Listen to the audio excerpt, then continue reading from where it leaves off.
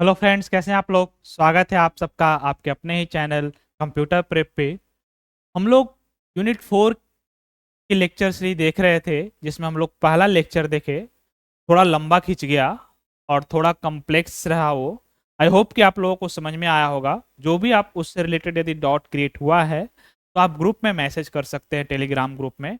आप Telegram group यहाँ से ज्वाइन कर सकते हैं कंप्यूटर प्रेप का। वहाँ आप अपने डाउट डाल सकते हैं, मैं उसको सॉर्ट आउट करने की कोशिश करूंगा।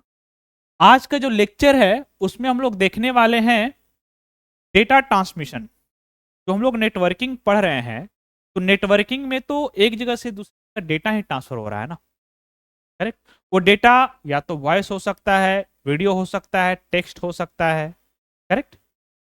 डेटा एक जगह से दूसरी जगह ट्रांसफर किया जा रहा है। अब इसमें हम लोग डेटा ट्रांसमिशन के बारे में क्या देखने वाले हैं कि आपको क्या लगता है। मान लेते हैं कि हम किसी को सेंड कर रहे हैं कोई डेटा, या मान लेते हैं कि क्रिकेट मैच चल रहा है वहां पे और हम अपने लैपटॉप में लाइव स्ट्रीमिंग देख रहे हैं उसका। तो वो वहां का डेटा रिकॉर्ड किया जा रहा है कैमरा से और उसको कन्वर्ट करके हमारे पास भेजा जा रहा है। तो इसमें कहीं गड़बड़ नहीं होती। करेक्ट। डेटा लॉस नहीं होता है क्या? क्यों हमें बिना कोई प्रॉब्लम के हम उसे देख पा रहे हैं? ऐसा क्या रीजन है? ऐसे कैसे पॉसिबल है? तो ये ट्रांसफर करने के लिए, डेटा ट्रांसफर करने के लिए कई सारे रूल डिफाइन किए गए। उसको कई सारे प्रोसेस से गुजरना पड़ता है और उसके बाद सेंडर से रिसीवर के पास डेटा आता है और वापस से उसको रिकम्पोज करके आप उसको रन करते हैं। क्लियर है? तो ये डेटा ट्रांसमिशन, जो आपका डेटा है वो कैसे आ रहा है? तो देखिए क्या होता है कि डेटा को कई सारे पैकेट में ब्रेक कर दिया जाता है। आप देखते होंगे, यदि आप बिट टोरेंट वगैरह से डाउनलोड करते हैं तो आपको दिखता है कि फाइल मूव कर रहा है। करेक्ट। एक बड़ा फाइल है, 2 GB का आपका मूवी है, और 10 MBPS या 5 MBPS करके फाइल ट्रांसफर हो रहा है ना। 5 MBPS में कई सारे पैकेट हो सकते हैं। करेक्ट। तो एक ट्रांसफर हो रहा है और कंप्लीट होने के बाद आपको कंप्लीट डाउनलोड हो जाता है और उसको आप रन कर पाते हैं, है ना। तो होता क्या है कि 2 GB की फाइल को वो क्या करता है, मल्टीपल पैकेट में ब्रेक कर देता है और फिर उस पैकेट को ट्रांसफर किया जाता है। और पैकेट में जो ब्रेक करता है उसमें दो चीज होता है, एक हेडर होता है और दूसरा आपका डेटा होता है। क्लियर है? हेडर में क्या होगा? हेडर में सोर्स और डेस्टिनेशन का आईपी एड्रेस होता है। सोर्स मान लेते हैं कि आप अपने लैपटॉप से नेटफ्लिक्स पे मूवी डाउनलोड कर रहे हैं, तो आप क्या हैं, एक तरह से क्या है, डेस्टिनेशन। और सोर्स कौन सा है? नेटफ्लिक्स, जहां से आपके पास मूवी डाउनलोड होगा आपके लैपटॉप में, है ना। तो जब वहां से डेटा, मान लेते हैं कि वो मूवी 2 GB का है, तो उसको कई सारे पैकेट में ब्रेक हो जाएगा वो, और हर एक पैकेट के आगे एक हेडर लग जाएगा और उस हेडर में सोर्स यानी नेटफ्लिक्स का आईपी सर्वर का आईपी एड्रेस और डेस्टिनेशन यानी आप यूजर जो है आपके आईपी एड्रेस वहां सेव होगा। इसके अलावा पोर्ट वगैरह भी वहां पे जाएगा और उसके साथ में जो दूसरा डेटा होगा, डेटा में वो आपका एक्चुअल डेटा आएगा। ऐसे करके हर एक पैकेट आपके पास रिसीव होंगे और आपका सिस्टम उसको रिसीव करेगा, रिकम्पोज करेगा और फाइनली आपको कंप्लीट 2 GB का डेटा मिलेगा। हेडर को हटाया जाएगा आपके पास आने के बाद और आपको वो मिलेगा। ये डेटा जो यहाँ पे लिख रहे हैं इसको पेलोड भी बोलते हैं। ठीक है, पेलोड भी बोलते हैं। क्लियर है?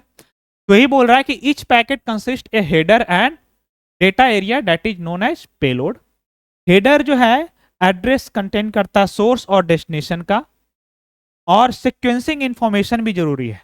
ऐसा भी हो सकता है ना कि जैसे उसको फ्रेम में तोड़ा, कई सारे पैकेट में तोड़ा और हर एक पैकेट का नंबरिंग किया, तो नंबरिंग होना चाहिए, पता चले कि बीच वाला रीअसेंबल करने में प्रॉब्लम ना हो। इसलिए क्या करेंगे, आप उसको सिक्वेंसिंग करेंगे। उस सिक्वेंसिंग इंफॉर्मेशन भी हेडर में होगा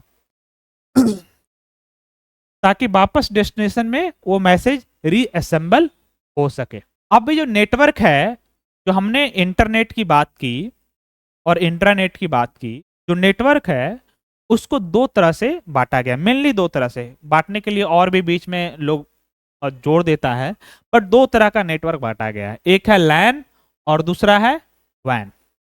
लैन जो होता है वो लोकली यूज करते हैं, जैसे आप अपने घरों में आप यदि जियो का या फिर किसी भी फाइबर एक्स स्ट्रीम एयरटेल का या कोई भी आप लेते हैं, तो आपको घर में एक सेटअप बॉक्स लगाता है और उसमें लैन कनेक्टिविटी देता है, करेक्ट है ना। या फिर आप किसी कंपनी में काम करेंगे तो वहां भी बिल्डिंग में लैन कनेक्टिविटी होगा, तो उससे सब कनेक्ट हो जाते हैं और सबका इंटरनेट चलता है। उन सब का डेटा, उन सब का रीअसेंबल करके एक कॉमन डेटा ट्रांसफर किया जाएगा, ठीक है। तो ये क्या है, लैन है। वैन क्या है, वो वाइड एरिया नेटवर्क है। वाइड एरिया नेटवर्क का मतलब, मान लेते हैं गूगल ने एक नेटवर्क प्रोवाइड कर रखा है, रिलायंस जियो ने आपको एक मोबाइल नेटवर्क प्रोवाइड कर रखा है, वो वाइड एरिया नेटवर्क है। क्लियरली है। तो लैन और वैन दो तरह का नेटवर्क होता है, बीच में लोग मैन भी जोड़ देता है, मेट्रोपॉलिटन एरिया नेटवर्क। तो वैन और आपका लैन, मैन जो मेट्रोपॉलिटिकल एरिया नेटवर्क बोलते हैं, ये सब भी हैं, फुल फॉर्म ध्यान रखिए, उसका कोई मतलब नहीं है, ठीक है। वैन क्या करता है, पूरी सिटी को कवर करता है, जो मैंने बोला ना, या फिर कंट्री को कवर करता है या फिर कॉन्टिनेंट को कवर करता है। जैसे बात करते हैं यूट्यूब जो है, यूट्यूब या फिर नेटफ्लिक्स या फिर गूगल जो है, इंडिया की कंपनी तो है नहीं। कहाँ की कंपनी है, यूएसए की कंपनी है। तो इसका, जैसे मैंने रिलायंस जियो का बात किया कि इसके सर्वर कहां पड़े हैं, मुंबई में पड़े हैं। यानी आप जियो सिनेमा पे देखते हैं ना मूवी वगैरह, तो सर्वर होगा ना इसका, तो ये कहां पड़े हैं, मुंबई वगैरह में पड़े, मुंबई और बेंगलोर में पड़े हैं। नेटफ्लिक्स, अमेजॉन, ये सब यूएसए की कंपनी है ना। इसके सर्वर कहां होंगे, यूएसए में होंगे। और इंडिया से कहां करना है, यूएसए रीच करना है, करेक्ट। बीच में क्या है, समुद्र है, क्योंकि वायरलेसली इतना दूर तो ट्रांसफर किया नहीं जा सकता डेटा। तो समुद्र में देखेंगे बड़े बड़े केबल बिछाए जाते हैं, ठीक है। समुद्र में बड़े बड़े केबल बिछाए जाते हैं यूएसए वगैरह तक, या फिर इधर सिंगापुर, ये सब केबल कनेक्टेड है। तो ये सब जो कॉन्टिनेंट को कनेक्ट कर रहा है, कंट्रीज को कनेक्ट कर रहा है, ये सब कैसे कर रहा है, वाइड एरिया नेटवर्क से। अच्छा, ये जो वैन में जो टेक्नोलॉजी यूज होता है, ये पैकेट स्विचिंग टेक्नोलॉजी यूज होता है, बस नाम ध्यान रखिए, इसके डिटेल में नहीं जाना है। और इसमें जो वैन की जो टेक्नोलॉजी है, वो एटीएम, एसिंक्रोनस ट्रांसफर मोड और आईएसडीएन, सिम कार्ड यूज करते थे, आईएसडीएन और एक और सिम कार्ड आता था, है ना। तो इंटीग्रेटेड सर्विस डिजिटल नेटवर्क, ये वाइड एरिया नेटवर्क में यूज किए जाते हैं टेक्नोलॉजी, बस इतना ही ध्यान रखना और कुछ ध्यान नहीं रखना। लैन जो है, लैन किसी एक बिल्डिंग में, जैसे मैं कंपनी की बात किया या अपने घरों में यूज करते हैं, है ना। और इसका जो टेक्नोलॉजी है, इथरनेट केबल आप लगाते हैं, करेक्ट। टोकन रिंग या FTDDI, फाइबर कनेक्टेड। तो ये लैन का टेक्नोलॉजी हुआ। बस आपको याद रखना है, इसके डिटेल में जाने की जरूरत नहीं है। और इस बार CHSL के एग्जाम में प्रीलिम्स में 2 क्वेश्चन पूछे गए थे कंप्यूटर से, तो आप लोग इसको सीरियसली लेना शुरू कर दे। आगे आने वाले एग्जाम जो SSC का है, जनरल नॉलेज में कंप्यूटर से क्वेश्चन 100% होने वाला है। और आगे आने वाले एग्जाम में computer as a compulsory subject आ जाएगा, ये भी आप ध्यान रखें। तो मैं आपको बेसिक उतना ही बता रहा हूं जितना एग्जाम्स के लिए मोर देन सफिशिएंट है। इसके बाद मैं क्वेश्चन सेट दूंगा और क्वेश्चन प्रैक्टिस करवाऊंगा, वो सफिशिएंट रहेगा आप लोगों के लिए। आगे देखते हैं प्रोटोकॉल। ये प्रोटोकॉल क्या है, protocol nothing but set of defined rules. यदि कोई भी कैसे काम करेगा, है ना, यदि ब्राउजिंग कर रहे हैं तो कैसे काम करेगा, उसके लिए सेट ऑफ डिफाइंड रूल्स है। यदि लाइव स्ट्रीमिंग कर रहे हैं तो वो कैसे रन करेगा, उसके लिए डिफाइंड रूल्स है। यदि ईमेल भेज रहे हैं उसके लिए डिफाइंड रूल्स है। तो ये protocol nothing but defined rules for computers to communicate with each other. जैसे हमने HTTP देखा था, हाइपर टेक्स्ट ट्रांसफर प्रोटोकॉल, किसके लिए यूज किया जाता था? ये वेब पेज ट्रांसफर करने के लिए, वेब ब्राउजर के थ्रू, करेक्ट।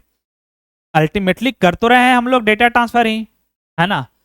जैसे कि वेब पेजेस का ट्रांसफर कर रहे हैं, लाइव स्ट्रीमिंग कर रहे हैं, ईमेल का ट्रांसफर कर रहे हैं, फाइल का ट्रांसफर कर रहे हैं FTP के थ्रू। तो ये सभी जो ट्रांसफर हो रहा है ये कई लेयर में होता है। हमने बताया कि सोर्स से डेस्टिनेशन तक आपके पास जो डेटा आ रहा है और इतना एक्यूरेटली आ रहा है, इसका रीजन है कि कई सारे रूल्स डिफाइंड हैं और कई सारे लेयर में इसका एरर चेक किया जाता है और फाइनली आपके पास रिसीव होता है। इस कारण से विदाउट एनी एरर आपको डेटा मिल जाता है। इसमें 2 प्रोटोकॉल लेयर पढ़ना है, जिसमें सबसे ज्यादा इंपॉर्टेंट जो है वो क्या है? OSI layer. और ये 7 लेयर होते हैं, ठीक है। ये सातों लेयर के बारे में आपको ब्रीफ में जानकारी होनी चाहिए। ये अगले लेक्चर में हम लोग देखेंगे OSI का 7 लेयर्स, ठीक है। तो आज का क्लास यहाँ पे एंड करते हैं, अगले लेक्चर में हम लोग OSI लेयर देखेंगे।